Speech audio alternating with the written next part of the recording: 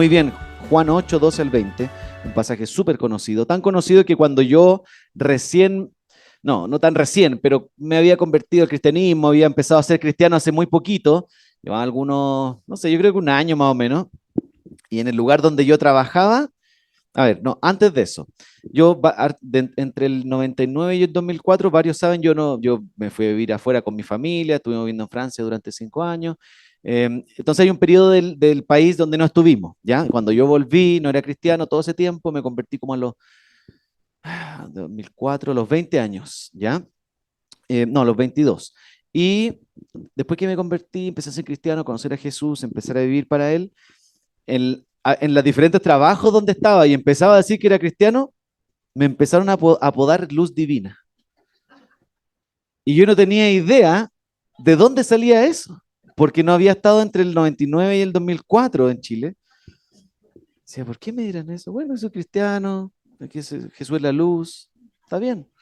Pero claro, después entendí que era medio despectivo, broma, ¿no es cierto? Porque había una teleserie, y ahí entendí, busqué en internet y había una teleserie del 2001, Amores de Mercado, había un personaje que le decían Luz Divina, que era como el hijo de una pastora, pero después era el pastor de la iglesia, y como que se enamoró de una señorita de dudosa reputación, ¿no es cierto? Y ahí está toda la trama, quizás todos la vieron, creo que fue éxito de rating en ese tiempo, pero claro, lo supe después de un bastante tiempo, pero como que me enorgullecía en un principio que me dijeran eso, pues decía, oh, soy cristiano. Cuando me enteré, como que ya me daba vergüenza después.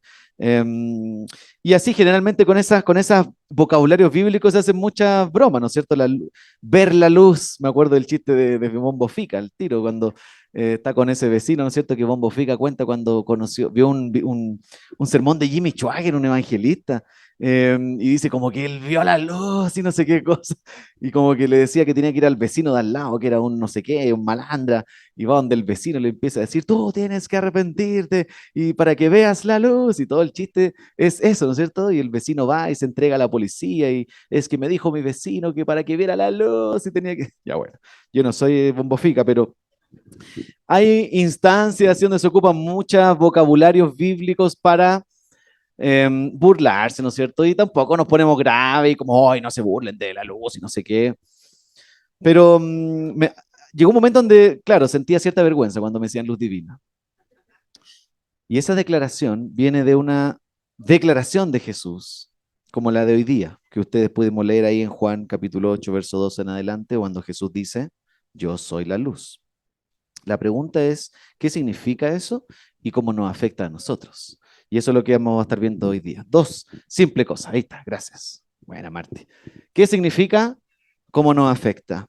Eh, pero vamos a partir ahí con qué significa y explicarte algunas cositas de este pasaje, porque en todo este pasaje del 2 al 20, Jesús dice una sola vez, yo soy la luz del mundo.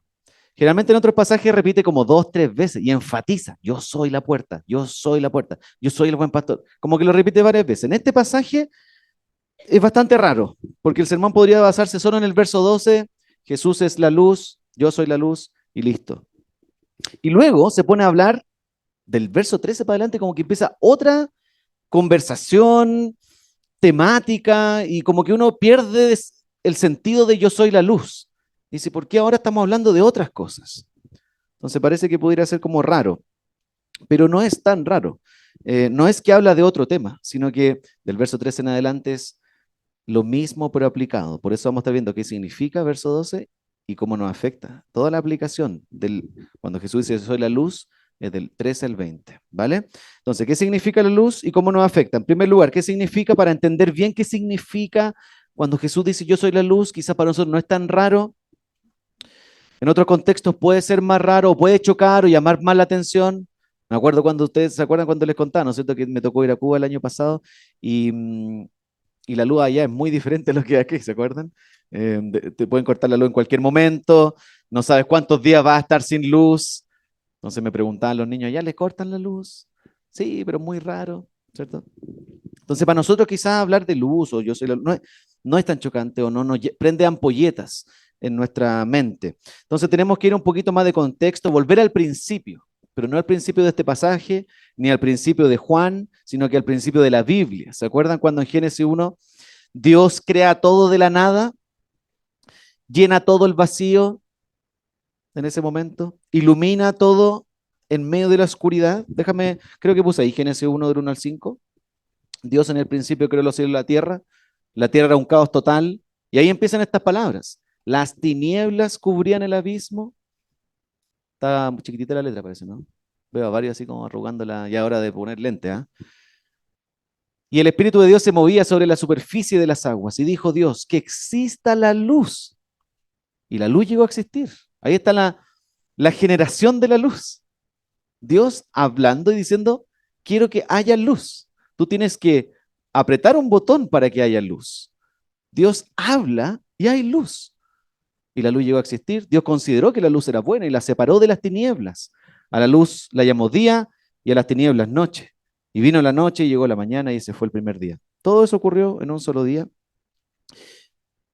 Y cuando tú sigues avanzando en el relato bíblico y ya al ver estos primeros versos, te das cuenta que la Biblia hace muchos paralelos, generalmente. Y en este caso, el paralelo es luz, tinieblas, luz, oscuridad, muerte, vida, sed, hambre y sed, no sé, como el contexto de alimentación, ¿ya?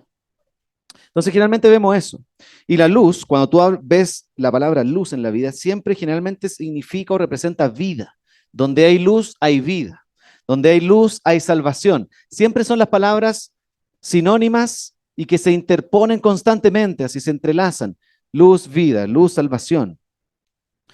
Y como vemos aquí en este pasaje, lo único capaz de traer vida, traer luz en las tinieblas es Dios mismo, solo por el poder de su palabra. Y el resto del Antiguo Testamento, cuando tú avanzas de ahí en adelante, nos va revelando cómo Dios obra en el mundo y en el ser humano para traer luz, slash vida, ¿ya? Entiende que, o slash salvación también a la humanidad que está en oscuridad, slash tinieblas. Son los mismos conceptos también. Dios obrando todo el Antiguo Testamento. Cómo traer luz, vida y salvación a un mundo en oscuridad y tinieblas. De hecho, te puse algunos versos acá para que vaya viendo un poco la progresión, pero el Salmo 27.1, la primera frase de arriba dice, el salmista dice, el Señor es mi luz y mi salvación. ¿Te das cuenta? Luz slash salvación. Están conectadas esas palabras. ¿A quién temeré? El Señor es el baluarte de mi vida. ¿Quién podrá amedrentarme? Dice el salmista. Isaías, el profeta en el Antiguo Testamento, y que lo leyó José al principio también, ¿no es cierto? Reconoce, y él en su tiempo ya dice, el pueblo que andaba en la oscuridad ha visto una gran luz.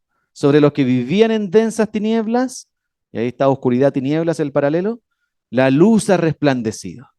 ¿Te das cuenta? Entonces, ya Isaías en su tiempo está hablando como en el presente. Ya vimos ahora, la luz ha resplandecido, algo que todavía no ha ocurrido y que iba a ocurrir, pero para él era tan efectivo y seguro que lo veía como en el presente. Y el último verso, Isaías 42, el siguiente, del verso 6 al 7, nos empieza a personificar a esta luz. No es solamente algo en el aire, una imagen energética nomás que está ahí, empieza a tomar forma. Yo, el Señor, te he llamado en justicia, te he tomado de la mano. Parece que hay una persona ahí, ¿cierto? Yo te formé, te constituí como pacto para el pueblo, como luz para las naciones, no solo para el pueblo judío, sino para las naciones, para abrir los ojos de los ciegos, para librar de la cárcel a los presos y del calabozo a los que habitan en tinieblas. Pareciera que hay una persona que se asocia a la luz, no es solamente una ampolleta gigante espiritual, es una persona. ¿Te he preguntado por qué cuando niños tenemos miedo a la oscuridad? La otra vez conversábamos eso con nuestros hijos. Tenemos un librito incluso que habla de las lucecitas, algo así, era como lumbrera, no me acuerdo, de Sproul. Y la otra vez me preguntaba el Mateo y el Simón. ¿Pero por qué cuando niños hay algo en la oscuridad que produce eso? No es que lo aprendes, está ahí solamente. Hay algo en la oscuridad que nos recuerda que necesitamos la luz. Necesitamos ver claramente. Y cuando la luz llega, te produce esa paz, tranquilidad, seguridad en medio de la oscuridad. Ahora puedo ver. Y eso es lo que ocurre a nivel espiritual también en el ser humano. De hecho, cuando Jesús estaba hablando, ya en el Nuevo Testamento, con Nicodemo, le explica justamente eso, que ocurre en el ser humano, en el mundo real. Lo puse aquí, creo, Juan capítulo 3, verso 19. Ahí está, Jesús hablando con Nicodemo y explicándole lo que ocurre a nivel espiritual con el ser humano. Y Jesús le dice, esta es la causa de la condenación, que la luz vino al mundo, él mismo, pero la humanidad prefirió las tinieblas a la luz, porque sus hechos eran perversos. Pues todo el que hace lo malo aborrece la luz y no se acerca a ella por temor a que sus obras queden al descubierto. En cambio, el que practica la verdad se acerca a la luz para que se vea claramente que ha hecho sus obras en obediencia a Dios. Jesús le está explicando ahí a Nicodemo la realidad y el estado espiritual del ser humano. Un mundo en oscuridad espiritual, sin luz. ¿Y cuál es la razón? Y ahí la subrayé, la palabra. Me chocó esa palabra, me golpeó. Por eso la subrayé ahí. La humanidad prefirió las tinieblas. No es que, oh, no me di cuenta y estoy en tinieblas.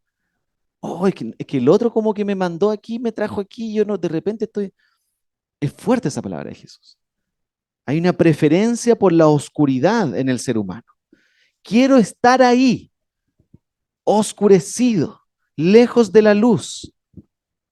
Esa es la preferencia por defecto del corazón del ser humano hoy día.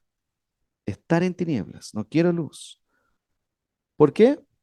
Verso 20, pues todo el que hace lo malo aborrece la luz y no se acerca a ella por temor a que sus obras queden al descubierto. No quiero que se sepa quién soy, no quiero que se sepa lo que hago, lo que quiero hacer, no quiero quedar expuesto a la luz. Entonces, el primer desafío para nosotros aquí es reconocer que no podemos escondernos de Dios. ¿Sí o no? Como si algo más absurdo que uno puede hacer en la vida es tratar de esconderse de Dios, tipo Adán, Génesis 3. Me escondí porque tenía miedo. Aparece la luz y me quiero tratar de esconder. La fuente que creó la luz, la fuente de luz eterna, perfecta, ve en la más profunda oscuridad incluso, por más que uno quiera esconderse. ¿Te he preguntado por qué las fiestas suelen ser de noche? Prefiero apartarme de la luz. Los asaltos ya no te ocurren de noche, para que no se vea lo que estoy haciendo. Nadie quiere quedar expuesto. Creemos que nadie nos ve. Siempre hay una camarita ahí que graba y registra lo que pasa. Yo le contaba esta antes, pero cuando hablo de luz, siempre me acuerdo de esta historia. Se la he repetido 8500 veces, pero siempre hay gente nueva, entonces hay que volver a recordarla. Pero yo, cuando no era cristiano, una sola vez en mi vida, eh, la única vez que estuve, participé o sea, fui a un after, que es después de una disco, o sea, cuando ya la disco queda corta porque muy temprano termina, el after es como ya para que pase hasta la mañana, así, hasta las 10 de la mañana. Y me acuerdo hasta el día de hoy, tengo la imagen aquí en mi mente, saliendo de ese after así oscuro y con luces así ultravioleta, como que se te ven los dientes nomás para que no se vea nada de lo que estoy haciendo. Abrir esa puerta así, y eran como las 10 de la mañana y el sol me llegó en la cara cuando no quería nada de luz. Esa es la misma reacción del ser humano, que está escondido en la oscuridad y aparece la luz. ¡Pah! Te revienta los ojos, te muestra quién eres. Así vivía mi vida antes de ser cristiano, creyendo que vivía bien, pensando que mis ojos veían bien incluso, entendiendo la realidad de cierta manera. Y yo decía, esto es, todos son unos nerds, yo soy un, wow, bacán. Esa era mi manera de pensar. Hasta que obviamente la luz te encandila de Cristo, ¿no es cierto? Te muestra el mundo tal cual es, realmente eres un pecador, estás en oscuridad, necesitas salvación, ven, arrepiéntete, etcétera. El único capaz de quebrar esas tinieblas es Cristo mismo, la verdadera luz. Y el mismo Juan, donde estamos leyendo, cuando parte el Evangelio de Juan, escribiendo ahí, los primeros 5 versos, te lo quiere dejar al tiro claro. Dice, en el principio ya existía el verbo estaba con Dios y el verbo era Dios, diciendo que Jesús era Dios, es Dios y estaba con Dios y siempre ha sido Dios. Él estaba con Dios en el principio, por medio de él todas las cosas fueron creadas, sin él nada de lo creado llegó a existir. En él estaba la vida y la vida era la luz de la humanidad. Esta luz resplandece en las tinieblas y las tinieblas no han podido extinguirla. Ese puro verso 5 te dice, ¿por qué tenés miedo de la oscuridad? Tienes que tener miedo a la luz. Las tinieblas no pueden extinguir la luz, no pueden contener la luz, no pueden hacerla retroceder. Es la luz a la cual hay que tener miedo. Y todo eso no es algo que se vea con el intelecto, con los ojos físicos, como así entiendo, o me queda todo perfectamente claro en mi razón. Eso es algo que ocurre espiritualmente, por fe. Se abraza, se cree, se confía. Jesús es esa persona y es lo que dice ser. Ahora, ¿cómo te afecta que Jesús sea la luz del mundo? Eso es algo que necesitas saber. Podemos tener tu entendimiento aquí, Jesús es la luz, perfecto, me gusta, pero ¿cómo te afecta? Y quiero mostrarte dos cosas en cómo te afecta. En primer lugar, si Jesús es la luz del mundo, implica que si no estamos en Jesús, estamos en oscuridad. Eso es lo primero que tienes que saber. Si no estás en Jesús, y cuando digo estar en Jesús, me refiero a creer en Él, confiar en Él, seguir a Jesús, abrazar a Jesús, como vimos la semana pasada, comer de Jesús, no el pan, comerme a Jesús y saborearlo y atesorarlo. Si no estás ahí, estás en oscuridad. Y eso es lo que muestra todo el resto del pasaje. Es la aplicación a lo que Jesús está diciendo. Gente que no quiere seguir a Jesús, sino que quiere cuestionar sus palabras para que ojalá no sean verdad y no tener que vivir y renunciar a mí mismo. Mira el verso 3 al 20, te los voy a leer, parece que están ahí. 3 al 20, no sé si lo puse ahí, pero bueno, déjame leértelos. Todo el resto del pasaje. Esta es la gente respondiéndole a Jesús a sus palabras. Tú te presentas como tu propio testigo, alegaron los fariseos, ahí están los religiosos, ¿no es cierto? Así que tu testimonio no es válido. Aunque yo sea mi propio testigo, repuso Jesús, mi testimonio es válido porque sé de dónde he venido y a dónde voy, pero ustedes no saben de dónde vengo ni a dónde voy. Ustedes juzgan según criterios humanos. Yo, en cambio, no juzgo a nadie. Y si lo hago, mis juicios son válidos porque no lo emito por mi cuenta, sino en unión con el Padre que me envió. En la ley de ustedes está escrito que el testimonio de dos personas es válido. Uno de mis testigos soy yo mismo, y el Padre que me envió también da testimonio de mí. ¿Dónde está tu Padre? Si supieran quién soy yo, sabrían también quién es mi Padre. Esta palabra la dijo Jesús en el lugar donde se depositaban las ofrendas, mientras enseñaba en el templo, pero nadie le echó mano porque aún no había llegado su tiempo. ¿Está dando cuenta? En otras palabras, del 3 al 20, lo que Jesús está diciendo es, no hay intermedio conmigo, no hay sí, pero algunas veces, y en estas veces no, es sigues o no sigues, crees o no crees, me amas o no me amas. No hay intermedio ahí con Jesús. No hay un punto de cocción inglés, así como ni tan cocido ni tan quemado, como me gusta la carne, así como rojita. No existe eso con Jesús, lamentablemente. En la parrilla sí, pero con Jesús no. No hay término medio de cocción. Crudo o cocido. ¿Cree o no cree? Y eso es lo que están haciendo esta gente. Jesús lo está desafiando a decirle, ustedes creen que conocen al Padre. Ustedes creen que conocen a Dios. Me citan la ley. Se defienden ante mis palabras, pero no lo conocen. Entonces no se puede seguir a Jesús en algunos aspectos que a mí me gustaría, me gustan estas cosas de Jesús, el amor, poner la otra mejilla, no sé, servir como Jesús, qué buen ejemplo, me gustan esas.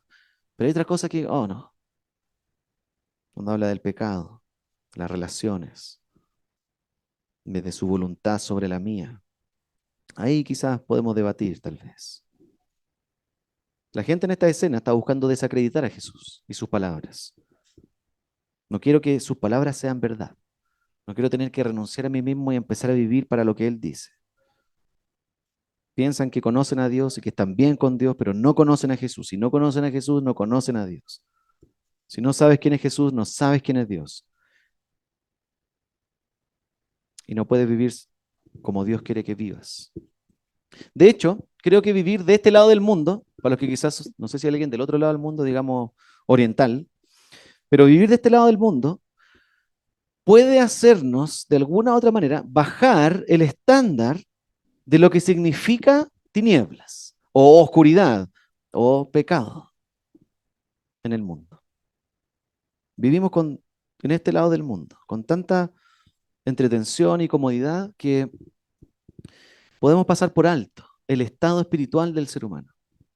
Estamos tan rodeados de pseudo luces, en un sentido, que el mundo ofrece y proyecta ante nuestros ojos. que la realidad espiritual del ser humano podemos pasarla por alto, podemos bajarle el perfil. La realidad de que hay personas que puedan ir al infierno por estar en oscuridad y en tinieblas. Vemos el mundo y como que a veces puede sentirse tranquilo en medio de todo. La gente que me rodea no es tan mala, tengo buenos vecinos, son personas tranquilas, no carretean hasta tan tarde, no meten ruido, saludan, son buena gente, nos gustan las cosas parecidas, tenemos afinidades, lo pasamos bien. Y algunas veces hay como oscuridad, como cosas malas ahí entre medio, pero no es lo habitual. Generalmente está todo bien tranquilo. A este lado del mundo podemos ver perder la visibilidad de la oscuridad y la profundidad de las tinieblas, el nivel espiritual en este mundo hoy día. Podemos perder el sentido de urgencia al estar encandilados con las luces de este mundo, perdemos el sentido de urgencia, el estado espiritual de mi vecino, de familiares que quizás no están ni ahí con Jesús, están muertos en tinieblas, yendo hacia un precipicio lejos de Dios eternamente. Podemos perder el sentido de urgencia. Wow, eso es lo que está pasando. Pero si estamos en Jesús, esa es la segunda parte, estamos en la luz.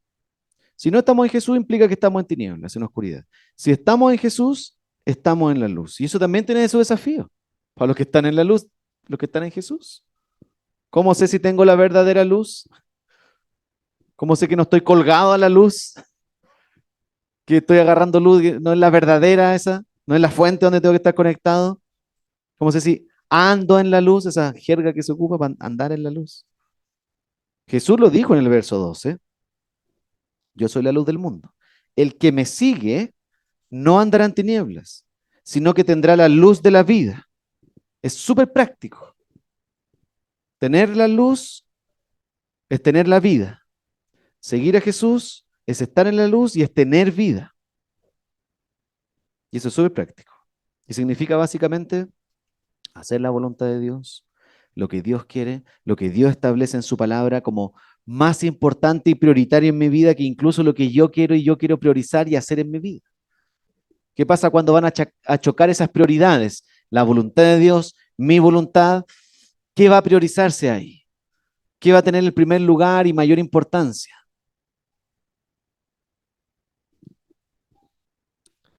Tener la luz de la vida es obedecer por amor y no por obligación. Es que Dios dice que hay que hacer esto, que Dios dice que hay que vivir así, que por amor. Quiero hacer lo que tú quieres, quiero vivir lo que como tú dices que hay que vivir, en la luz. Deseo amar lo que tú amas, quiero odiar lo que tú odias. Pecado, el mal, la injusticia, el diablo. Quiero odiar eso en mi vida y fuera de mi vida. Tener la luz es, como dice el apóstol Pablo, buscar la justicia y exponer el pecado. En Efesios 5, aquí lo puse. Efesios 5, verso 8 al 11. ¿Estará por ahí o no? Sí. Ahí está, gracias. Pablo le dice, porque ustedes a los efesios antes eran oscuridad. Cuando dice eran, está diciendo, esa era tu identidad. No es que antes ustedes tenían oscuridad, como que no es parte de mí y lo tengo y me lo puedo sacar. Ustedes eran, no lo puedes sacar de ti mismo. Tú, esa es tu condición natural. Pero ahora son luz en el Señor. Hay un antes y un después en aquellos que abrazan a Cristo. Y no es que tienes luz, que la puedo sacar y apagar cuando quiera. Son luz, eres luz en tu identidad. Y a raíz de eso viene la aplicación. Vivan como hijos de luz. Y te lo pone Pablo entre paréntesis. El fruto de la luz, las obras de la luz, aquellos que andan en la luz, consiste en toda bondad, justicia y verdad. Y comprueben lo que agrada al Señor. No tengan nada que ver con las obras infructuosas de la oscuridad, sino más bien denúncienlas. Ojo, el acto activo de ser luz. No es que me quedo callado nomás si hay alguna. Denuncia la oscuridad. Eso es pecado. Eso está mal. Eso es lo que Dios no quiere, no de manera legalista, porque No, con gracia, pero denunciando el pecado, las obras de la oscuridad. El estilo de vida del pueblo que anda en la luz se evidencian con obras que exponen la oscuridad, hacen el bien, buscan la verdad y traen luz en las tinieblas. Somos mini reflectores de la gran luz que está en nosotros y que reflejamos en medio de la oscuridad. Por lo tanto, todo esto implica que más te expones a la luz, mejor vas a ver la realidad del mundo. Mejor verás la gracia de Dios que está disponible. Mejor verás cómo vivir en este mundo. ¿Cuáles son los frutos del Espíritu, las obras de la luz? ¿Cuáles son? Mientras más me apego a la fuente de la luz, más voy a saber todo eso. Crecer en su gracia, vivir evidenciando las tinieblas. Mientras más te expones a la luz, más oscuras van a ser las tinieblas, obviamente. Mientras más te alejas de la luz, las tinieblas, vas a empezar a ver bien en medio de las tinieblas. ¿Entiendes? Me alejo de Jesús y todo lo que es tinieblas que Jesús dice lo voy a ver súper claro, pero como que no va a llamar la atención. Más te expones a la luz, más urgencia por rescatar a gente de ahí va a empezar a crecer en tu corazón. Más amor, más gracia vas a reflejar hacia los perdidos que están en oscuridad. Mientras más te expones a la luz, más lamento va a haber por tu propio pecado y oscuridad en tu propio corazón. Señor, hay áreas aún en mi vida que no ha llegado la luz a ese rincón. Para eso necesito exponerme más a la luz. Señor, muéstrame, ilumina esas áreas de mi vida que están oscurecidas y que aún hay influencia del diablo y el pecado ahí. ¿Dónde estás tú hoy día? Quiero cerrar preguntándote eso. Evalúa tu propio corazón. ¿Dónde estás tú hoy día? ¿Oscuridad o luz? Pero no puede estar al medio.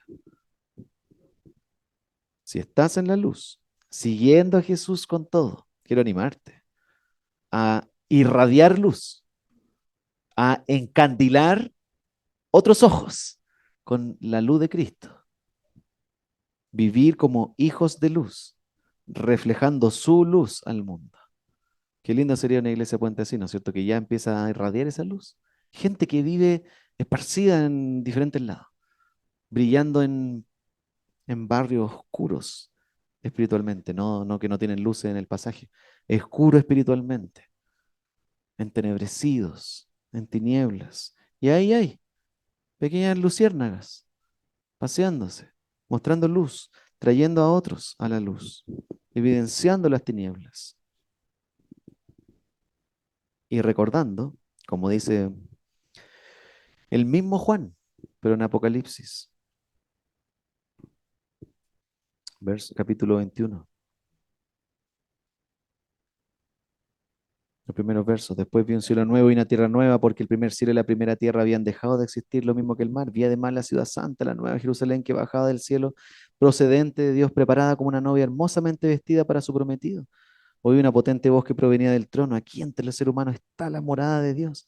Él acampará en medio de ellos, y ellos serán su pueblo. Dios mismo estará con ellos y será su Dios. Él enjugará toda lágrima de los ojos. Ya no habrá muerte, ni llanto, ni lamento, ni dolor, porque las primeras cosas han dejado de existir. Y el capítulo 22 también agrega eso. Y dice, ya no habrá noche, no necesitarán luz de lámpara, ni de sol, porque el Señor Dios los alumbrará y reinarán por los siglos de los siglos. Este mundo en tinieblas, un día, va a estar completamente iluminado. No vamos a tener que llamar a la MUNI para que cambie las ampolletas del pasaje. No vamos a tener que necesitar más lámparas ni luces LED en la casa. La iluminación llegará directamente de Dios mismo. Completa luz. No más oscuridad, no más tinieblas, no más efectos del pecado en nuestra vida y en el mundo. Y con esa esperanza queremos ir a irradiar la luz de Cristo en nuestro entorno. ¿Qué les parece si oramos, amigos? Y después cantaremos. Señor, Queremos esta mañana que puedas traer luz a nuestra vida en primer lugar. Luz en aquellas vidas que están en completas tinieblas, que creen que están en la luz, pero que no han abrazado a Cristo. Te quiero pedir que a través de tu Espíritu Santo los traigas a la verdadera fuente de luz.